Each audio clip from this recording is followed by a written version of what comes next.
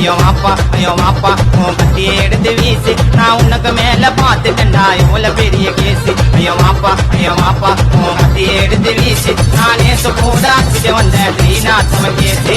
கதைக்காரன் நான் வாழ்ந்த என்னோட ஊருல, நான் சிங்கள போய் குத்துன போய் இந்த மாறுல. மாமா ஜானே,